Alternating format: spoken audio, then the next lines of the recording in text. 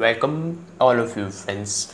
तो आज हम बेसिकली करने वाले क्या हैं, DFQ4 सॉल्विंग होने वाली है इस वीडियो में। बेसिकली तो DFQ4 के बारे में हम बात करने वाले हैं। जो फोर्थ वीडियो था हमारा क्वाड्रेटिक इक्वेशन पे, उस वीडियो पे अब क्वेश्चंस होंगे आप बेसिकली। तो आपको पता ही है इसमें बेसिकली 4 ही क्वेश्चन के 3 क्वेश्चन थे बेसिकली। और वो बेसिकली मैं बोलना चाहूँगा कि बहुत कम ही है, क्योंकि ये जो कंसेप्ट मैंने अभी तक जो तीनों वीडियोस बात किए हैं, वो 3 वीडियोस में जो मैंने अभी ऐड किया वो सिर्फ मैंने फैक्टराइजेशन के स्टेप्स ऐड किए थे जो नेक्स्ट वाला वीडियो आया था, वरना सब कुछ सेम था। एटलीस्ट मेरे अनुसार तो सिर्फ 1-2 चीज़ ही मैंने उसमें ऐड किया होगा, वरना तो पूरे तरीके से जो 3 वीडियोस जो मैंने पहले किए थे उन्हीं कंसेप्ट्स का इस्तेमाल मैंने इस वीडियो में किया था जो फोर्थ वाला था। अब उस DFQ4 मतलब कि एक ही बात है कि वो 3 जो कंसेप्ट हम 3 वीडियोस में जो हमने कंसेप्ट पढ़े थे, उन कंसेप्ट का डायरेक्ट यहाँ पे यूज़ आने वाला है। तो यूज़ करते हैं फिर। तो पहला क्वेश्चन हमारा ये है, पूछ रहा है तो यहाँ पे डायरेक्ट हमें तो ये तो हमने सीखा ही है डायरेक्ट फोर्थ वीडियो में जो हमारा ऐड किया है मैंने, यही चीज़ यहाँ पढ़ा था हमने क्या पढ़ा था हमने कि x² - 10x + 25, और हमें पता है फैक्टराइजेशन हम करेंगे डायरेक्ट, क्योंकि उसके अलावा हमें और कोई तरीका आता नहीं है। क्या नाम है फैक्टर्स निकालने का, मतलब क्या, रूट्स फैक्टर्स। ये पता चलेगा अभी, मैं इसी वीडियो में बता दूंगा मैं रूट्स और फैक्टर्स है क्या और कैसे ये दोनों सेम हो जाता है एक चीज़ में, देखना कैसे। तो ऐसे अभी क्वेश्चन करते हैं पहले। तो यहाँ पे हमारा क्वेश्चन है कि x² - 10x + 25। तो बेसिकली स्टेप्स लेते हैं। फर्स्ट स्टेप हमें क्या करना होगा, x² टर्म को 25 से इंटू करेंगे तो 25x²। हाँ, और फिर हम क्या करेंगे, 25 के 2 फैक्टर्स निकालेंगे। 25 के फैक्टर्स हो सकते हैं 5 × 5, फिर हो सकता है हमारा 5 × 5 हो सकता है 25, और कैसे 5 हो सकता है 25 आ सकता है हमारा 25 × 1। और कौन सा तरीका है 25 लाने का, यही तरीका है 25 लाने का, एक ही यही तरीका है सिर्फ, क्या 5 × 5 या 25 × 1, यही 2 फैक्टर्स हमारे आने वाले। तो अब इनको ही हमें कुछ करना होगा, इन 2 फैक्टर्स के साथ ही हमें कोई गेम खेलना होगा, एडिशन सब्ट्रैक्शन करना होगा, जिसके बाद हमें -10x वैल्यू आए। तो बेसिकली अब तो डायरेक्ट हमें, इससे पहले वाले वीडियो जो देखा होगा उसको तो डायरेक्ट दिमाग में आ रहा होगा, इसको तो हटा ही दो यार, इसको तो हटा दो, क्योंकि माइनस करने से 25 माइनस करने से या 25 में कुछ ऐड करने से -10 या 10 वैल्यू नहीं आने वाला है बेसिकली, क्योंकि माइनस हम करेंगे तो 24 हो जाएगा, प्लस करेंगे तो 26 हो जाएगा, और कुछ भी नहीं होने वाला है बेसिकली। यहाँ पे हमें 5 और × 5 जो फैक्टर्स हमारे 2 हैं, इन फैक्टर में हमें जादू दिख रहा है। जादू हमें क्या दिख रहा है कि हमें बेसिकली क्या चाहिए, 25x² मतलब पॉजिटिव 25 चाहिए। तो हम क्या कर सकते हैं, पहले तो पॉजिटिव 25 रखेंगे प्लस 25, तो हमारा पॉजिटिव 25 आएगा, पॉजिटिव 25 आएगा। इसमें हमारे को जो 25 चाहिए वो +5 × +5 25 आ जाएगा, पर एडिशन करने पे -10 नहीं आ पाएगा। तो बेसिकली हमें क्या करना होगा, इन दोनों को +5 नहीं लेना होगा, इधर हमें लेना होगा क्या, इधर हमें लेना होगा, इसको हटाओ पहले, तो इधर हम लेंगे क्या, -5 लेंगे, -5। तो -5 लेंगे, -5 × 5 क्या होगा, 25 के इक्वल होगा, 25 के इक्वल होगा। उसके साथ साथ जब इनको एडिशन करेंगे हम, -5 को एडिशन करेंगे -5 से, तो ये -10x हमें देगा, जो हमें बीच वाला वैल्यू है। तो बेसिकली हमें फैक्टर्स हमें पता चल गया है कि हमें क्या करना है, और फिर जैसे ही पता चलेगा कि -5 हमारा और -5 को हमें फैक्टर्स हमारे 2 हैं, हमने फाइंड आउट कर लिए हैं, तो हमें इनको क्या करना होगा, इनमें इंटू कर देना होगा, क्या x को इंटू कर देना है, x को इंटू कर देना है, और फिर हमें डायरेक्ट इक्वेशन लिखना है, डायरेक्ट x² क्या, x² -5x + 25, ये इक्वेशन हमारा हो गया। अब क्या करना है, इधर से हम कॉमन फैक्टर निकालेंगे, तो यहाँ पे से कॉमन फैक्टर हम x निकाल लेंगे, और यहाँ से इसमें से x निकाल लेंगे, तो x कॉमन हो जाएगा इधर, तो यहाँ बच जाएगा x - 5। अब हमें क्या करना होगा, ये जो हमारे यहाँ से हम जो इस साइड से फैक्टर जो निकालने वाले हैं, तो ऐसा फैक्टर निकालना होगा कि हमारा भाई x - 5 बचे, क्योंकि x - 5 कॉमन होना चाहिए दोनों तरफ से, तभी हम निकाल पाएंगे x - 5 को। तो x - 5 जरूरी है, अगर नहीं आ रहा है तो हमने कॉमन फैक्टर गलत लिया है, समझ लो। तो हम यहाँ पे लेते हैं, फिर अब इसको करते हैं आगे। तो यहाँ पे हमें क्या करना होगा, 5, तो 5 इधर से डायरेक्ट दिख रहा है, यहाँ से 5 और यहाँ से 5, 5 इंटू 5 25। तो यहाँ से हम 5 कॉमन लेंगे, पर हमें x माइनस 5 तो माइनस भी कॉमन लेना होगा, -5 कॉमन लेंगे हम, और हमारा आ जाएगा इधर x माइनस 5। अब इसको देख भी सकते हैं, इसको हम मल्टीप्लाई करके देख भी सकते हैं कि जो हमने फैक्टर लिए हैं सही लिए हैं, कैसे नहीं। -5 को अगर हम x से इंटू करेंगे तो -5x आएगा, बिल्कुल सही है। और फिर -5 को -5 से इंटू करेंगे तो +25, बिल्कुल सही जा रहा है। तो मतलब हमने जो फैक्टर लिए हैं वो भी सही है। अब क्या होगा, डायरेक्ट हमें x माइनस 5 हमारा एक फैक्टर होगा, जो हमारे यहाँ से एक निकला है, यहाँ से कॉमन कर लिया हमने x माइनस 5, और दूसरा फैक्टर जो यहाँ से बच गया है x माइनस 5।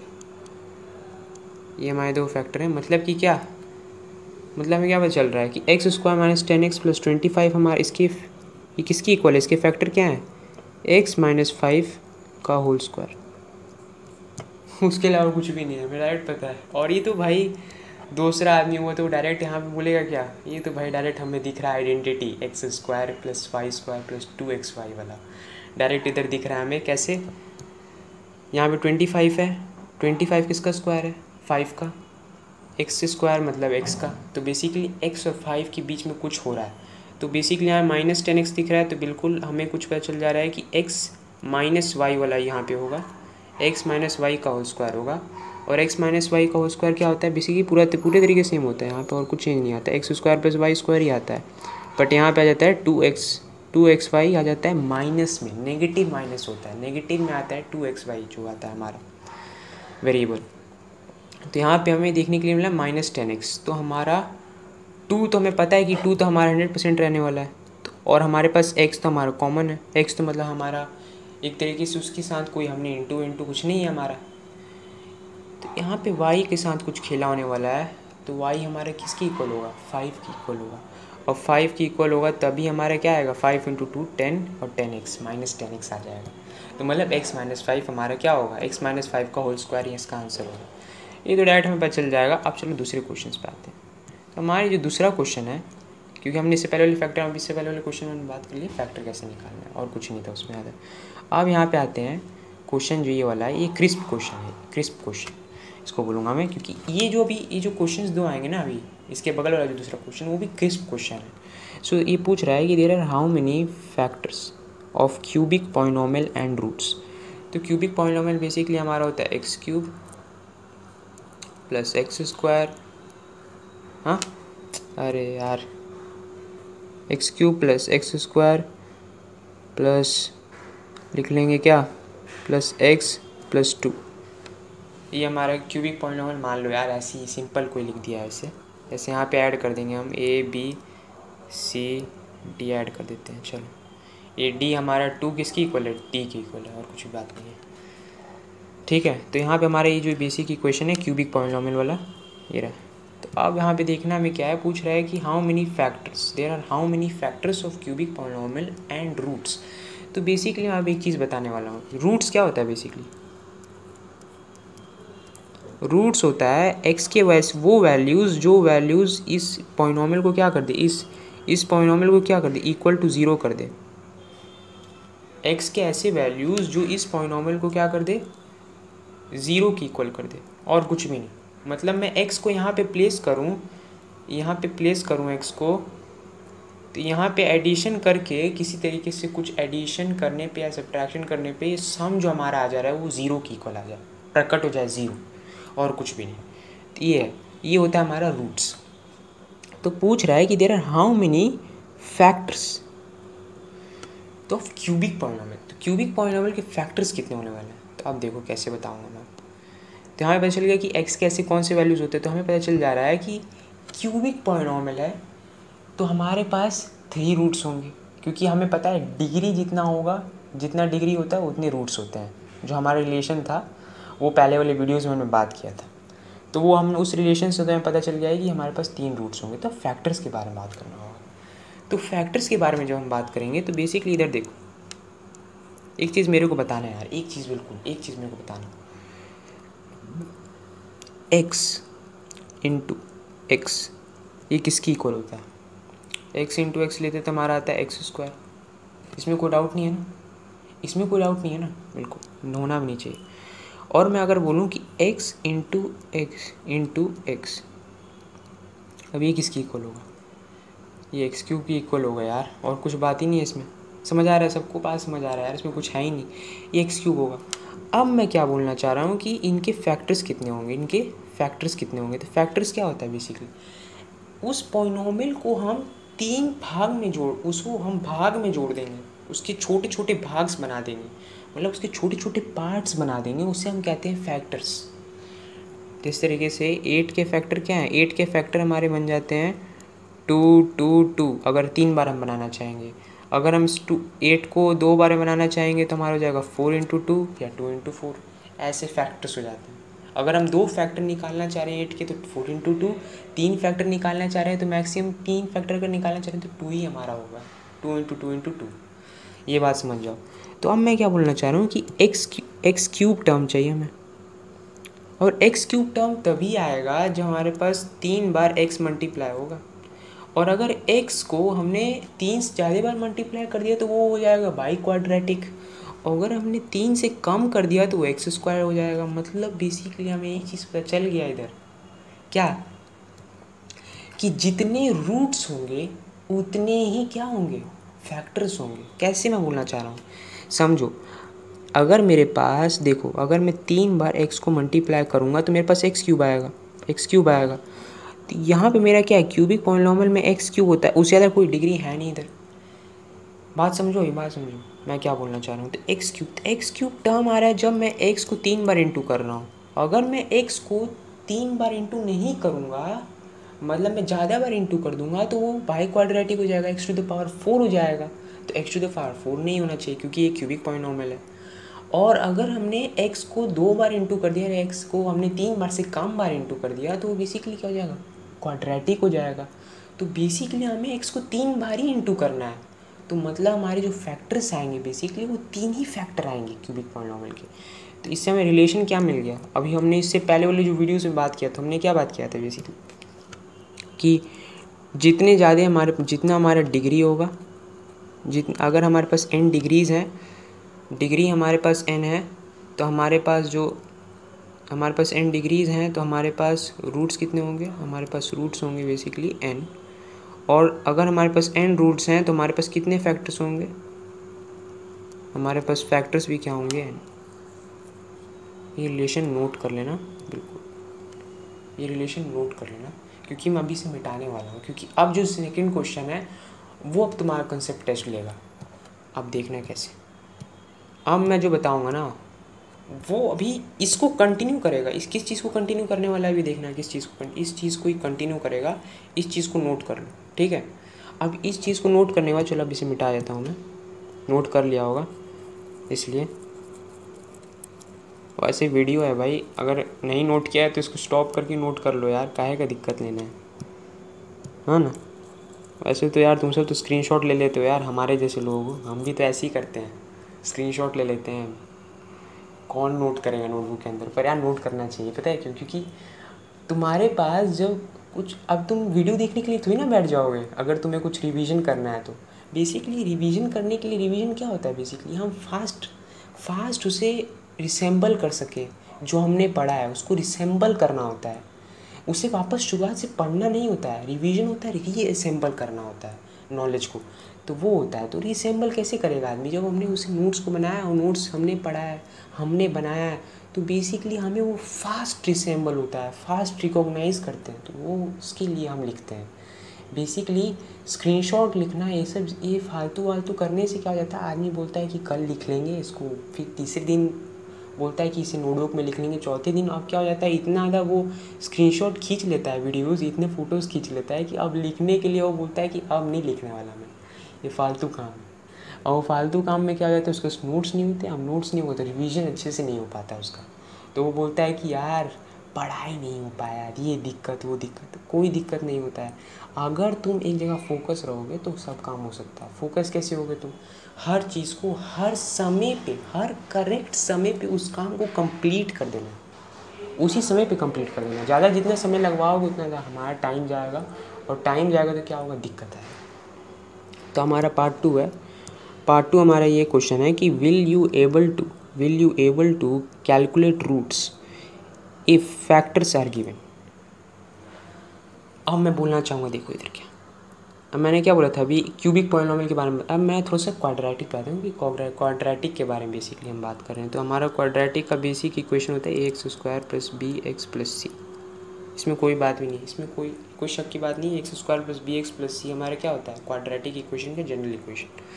हाँ, इसके कितने फैक्टर्स होंगे, 2 फैक्टर्स होंगे। तो 2 फैक्टर्स मान लो मैंने क्या लिख दिए, एक्स प्लस फैक्टर हमारा जो आता है, कोई कांस्टेंट वैल्यू होता है, उसको बोल लो तुम अभी क्या, उस कांस्टेंट वैल्यू को मान लो अभी पी, एक्स प्लस पी, एक इंटू जा रहा है और एक हो जा रहा है एक्स प्लस क्यू।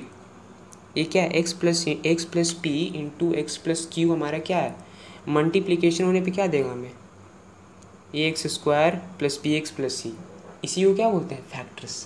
अभी यार तुम मल्टीप्लिकेशन मत करने लग जाना इन दोनों को, a x square plus b x plus c नहीं आने वाला, क्योंकि यहाँ पी जो है वो बेसिकली मैंने ऐसी कांस्टेंट रखा है। इसको डायरेक्ट मल्टीप्लिकेशन करके ये मत बोलने लगना कि सर ये तो भाई जी ये कहाँ से x square plus x plus c के इक्वल नहीं आ रहा है।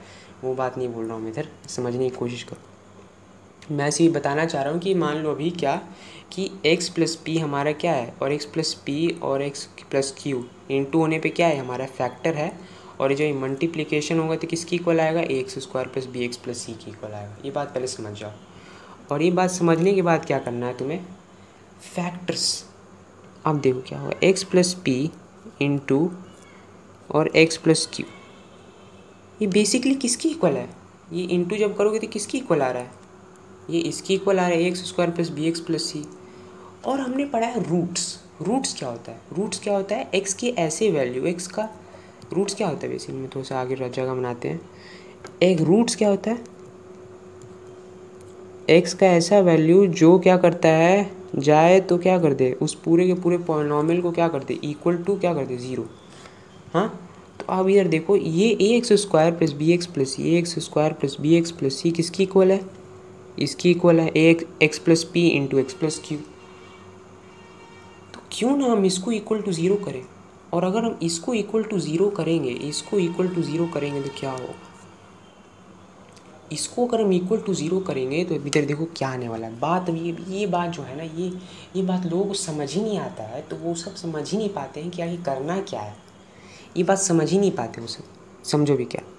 पहली बात तो समझ जाओ कि x प्लस पी को हमने किसके साथ मल्टीप्लाई किया है, मल्टीप्लाई x प्लस क्यू के साथ। आप समझो, ये तो तुम सब लोगों सबको पता होगा, 0 इंटू कुछ भी हो, 0 इंटू ए हो तो क्या आंसर आता है, 0 आता है। या अगर a इंटू 0 हो तो ये भी क्या वैल्यू आता है, 0 आता है। ये बात मैं क्लैरिटी दे देता हूँ, 0 का कुछ भी इंटू होता है 0 आता है। पहले बात क्लैरिटी समझ आ रहा है, 0 से कुछ भी इंटू होता है 0 आता है। बात समझ आ रहा है, सबको पता है, सबको पता है, पर थोड़ा सा देखना चाह रहा हूँ। मैं क्या बोलता हूँ, रिलेशन निकालो। अभी रिलेशन, इसी से रिलेशन निकलेगा कैसे भी। अब यार देखो मैं क्या बोलना चाह रहा हूँ, तो इधर क्या आ रहा है, वैल्यू हमारा क्या आ रहा है आखिरी में, x plus Q, x plus p into x plus Q हमारे किसकी इक्वल आ रहा है, 0 की इक्वल। और 0 कब इक्वल आएगा, जब हम कोई नंबर a इंटू 0 करेंगे तभी 0 आएगा, या 0 इंटू a करेंगे तभी 0 आएगा वैल्यू।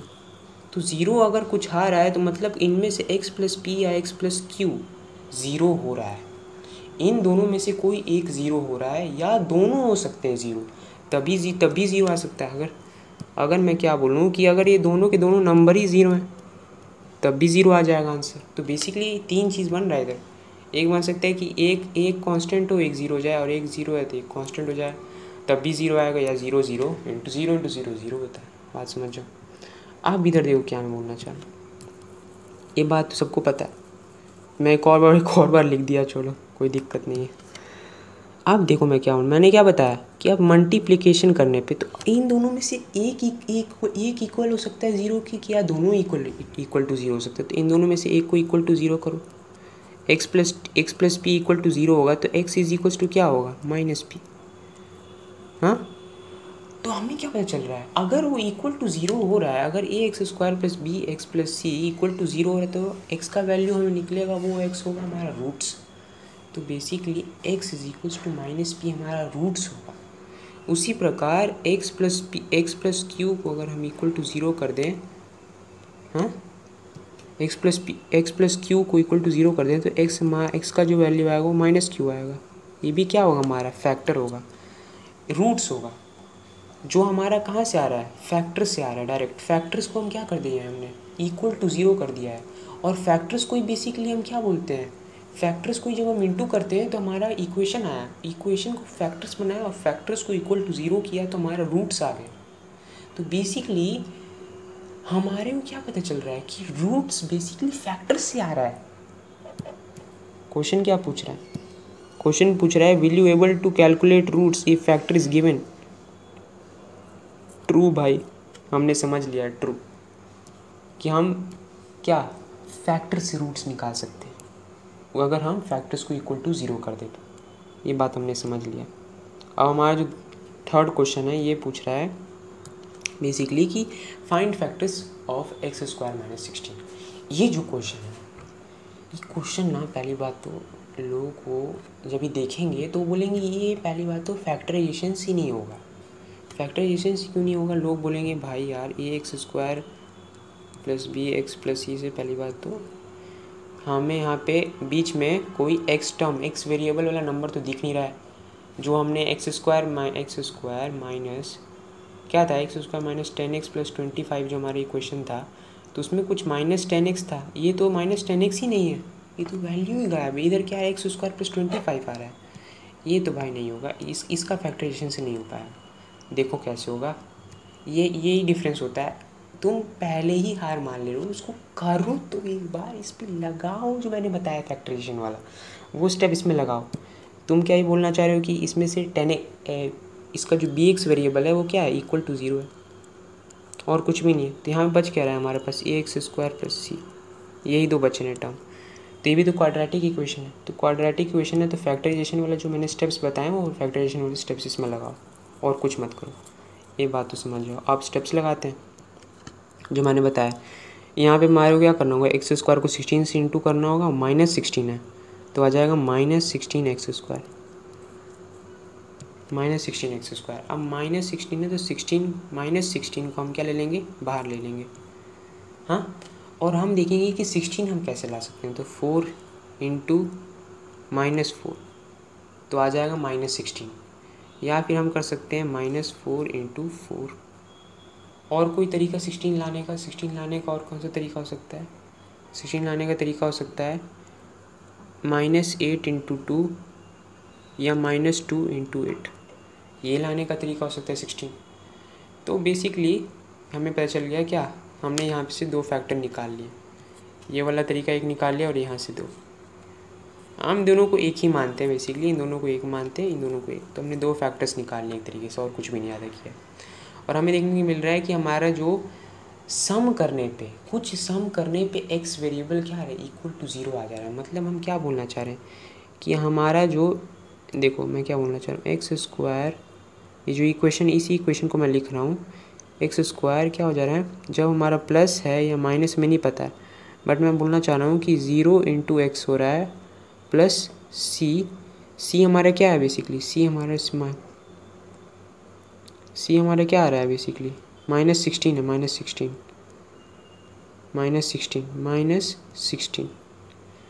हाँ, और ये किसकी इक्वल आ जा रहा है, इक्वल टू ज़ीरो। हाँ, तो हमारा क्या चल रहा है कि बी हमारे इक्वल टू ज़ीरो है, एक्स तो इक्वल टू ज़ीरो नहीं होगा बेसिकली। यहाँ पे एक्स, हमें एक्स के बारे में पता चल ही रहा है। अगर एक्स इक्वल टू ज़ीरो हो जाता है तो पहली बात ये क्वाड्रेटिक इक्वेशन से ही हट जाता है। ये तो पता नहीं क्या बन जाता है, मेरे को भी नहीं समझ आ रहा है क्या बनता है, क्योंकि एक्स ही हट जाता है। तो -16 इक्वल्स टू ज़ीरो, ये क्या बोलना चाह रहा है, -16 इक्वल्स टू ज़ीरो, ये हो सकता है, नॉट इक्वल टू होता है, equal not equal to zero, -16 equal to zero नहीं हो सकता है, बात समझ जाओ। अगर x is equal to zero हो जाता तो अभी देखो क्या है, हमारा बी किसकी इक्वल है, ज़ीरो की इक्वल। आप देखो क्या होगा आगे। तो हमें क्या करना है, सम बम करके कुछ एक्स का जो वेरिएबल है उसको हमें क्या कर देना है, ज़ीरो कैंसिल कर देना है। तो यहाँ पे हमें देखने के लिए मिल रहा है 4 और -4, इन दोनों को अगर हम ऐड करेंगे तो क्या आएगा, 0। तो ये हमारे आ गए रूट्स, कोई बात ही नहीं है। इधर हम प्लस करेंगे या -2 को 2 से ऐड करेंगे तो -6। अगर यहाँ हम इसमें ऐड कर देंगे या माइनस कर दें, दोनों में -6 आएगा, कोई दिक्कत ही नहीं है। डायरेक्ट हम पर चल जा रहा है क्या कि जो हम ये जो है ना, इसको में क्या करना होगा, कैंसिल, और हम इसमें देखेंगे और इसमें देखेंगे तो पता चलेगा कि -4 प्लस +4 प्लस -4, ये किसके इक्वल आ जा रहा है, ये किसके इक्वल आ जा रहा है, 0 के इक्वल आ जा रहा है।